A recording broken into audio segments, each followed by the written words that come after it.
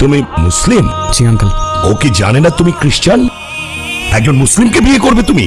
বাবা, আমি ইসলাম ধর্মে কনভার্ট হব। কি বললে? এখানে ওর কোনো দোষ নেই। ও যাই করছে সেটা শুধুমাত্র আমায় ভালোবেসে। দোষ যদি কারোর থেকে থাকে সেটা আমার। মারতে হয় আমায়, মারুন আপনি।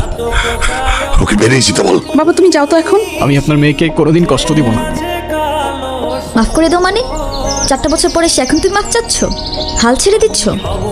তো আমি আর কি করবো, আমাকে একটু বলবা? একটু বোঝার চেষ্টা করো। তোমার আর আমার ধর্মটা আলাদা, জেনি।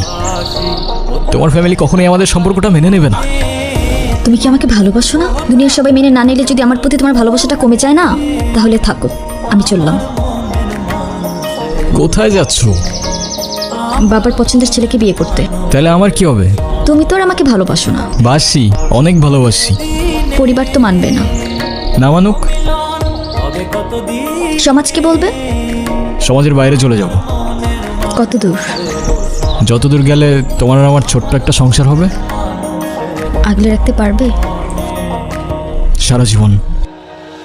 মেঘের বিদ্যুৎ মেঘে যেমন লুকালে না। হ্যাঁ বলো। কোথায় আছো তুমি? এই তো বাজার করে বাসায় যাচ্ছি। কেন? আগে বলো, গুড নিউজ শুনবে না ব্যাড নিউজ? ব্যাড নিউজটাই আগে শুনি।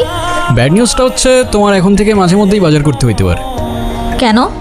কারণ গুড নিউজটা হচ্ছে নতুন চাকরিতে তোমার হাজব্যান্ডের কাজের অনেক চাপ থাকবে এখন থেকে। কংগ্রাচুলেশনস। কিন্তু স্যার, আমি আর বাজার করতে পারবো না। যত রেটি হোক না কেন, বাজার কিন্তু আপনাকেই করতে হবে। কেন, কি হয়েছে?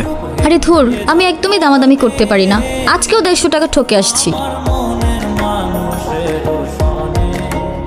আমার মনের মানুষের সনে মিলন হবে কত দিনে। আপনারা কারা? আর বাসার ভিতরে কিভাবে ঢুকেছেন? কারা বাসে? হ্যালো?